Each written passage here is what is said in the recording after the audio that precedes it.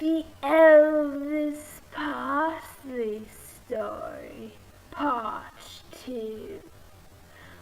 Foul language and monkey business.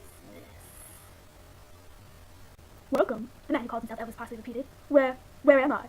The silver eyes stared unblinkingly back at him, watching him intently. He had never been good in the spotlight. The idea of being watched made him extremely uncomfortable. It was one of the reasons he had never gone out for a role in one of the school plays. That, and the fact that he had been banned from the theater for taking an excessive amount of potty breaks during rehearsals. In an attempt to conquer his stage fright, the man tried to look away, but found that his neck too had been latched to his seat. The only direction he would be looking was forward. Where are you? Ah, Elvis. The voice trailed off as the eyes darted left and right as the figure shook its head. You don't remember? Remember? Remember what exactly? The man asked befuddled. He would have scratched his head to emphasize the matter, but could not do so due to the restraints. What the rooster is going on here? Slowly the figure began to emerge from the shadows of the man waited with growing impatience. Now, no need to resort to such foul language, Mr. Parsley. In the dim light he could make out an elderly monkey standing before him. It had bags under its glowing eyes and wrinkles around its chin. Clothed in a floral print nightgown, it was the most menacing thing the man had ever seen. Staring in horror at the 4-foot creature, the man who had introduced himself as Elvis Parsley was the last bit of confidence he had left. The monkey cupped his hands together and let them fall before him. As he walked closer, they bobbed at his knees. I must admit, it has been a while, Elvis. I'm sorry I forgot what we've done. We have much to discuss, but there's no time for that now. I have a mission for you. I have a kind of order. No skipping around this time. He only paused to nod to the same spider monkeys that had abducted the man, standing at a exit. The man's jaw dropped as he took everything in. He must have been asleep. Yes, that was most certainly it. He had had a bit too much chocolate milk before nap time, and it was causing him to have this terrible nightmare. Now, only he could think of the trick his mother had taught him to rouse him from this sort of thing. As a matter of matters, I'm not as willing as I used to be, Elvis. My glad days are behind me. But they're still the best in the business, as I've heard. Lita has a double-edged sword, while still maintaining that fine elegance. What the fuck are you doing?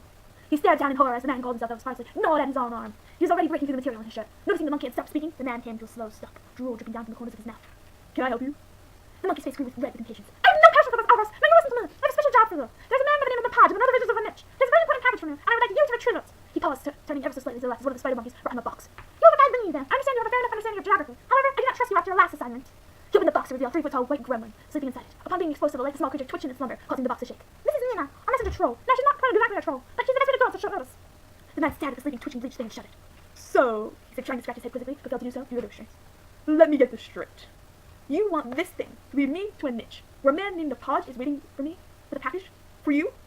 Yet before he was answered, the man found himself sinking into the floor as the chair slowly began to spin. He watched as the gremlin jumped out of her box and stretched her limbs as if she had been confined in that small space for days. The monkey began to speak with the bleached creature about the journey, but the man couldn't hear what they were saying. The chair was ready to speed faster and faster, causing everything to blur around him. Soon the floor rose above him, making him feel trapped and suddenly claustrophobic. He felt a sharp thud on his head and realized before that the gremlin had jumped down on top of him. Still the spinning grew quicker and quicker. He felt the restraints completely disappear from around him, feeling relieved before realizing they had been the only thing keeping him from shooting out of the turning seat. Not a moment later, he was seeing the gremlin were rejected into the darkness. And he knew. To be continued.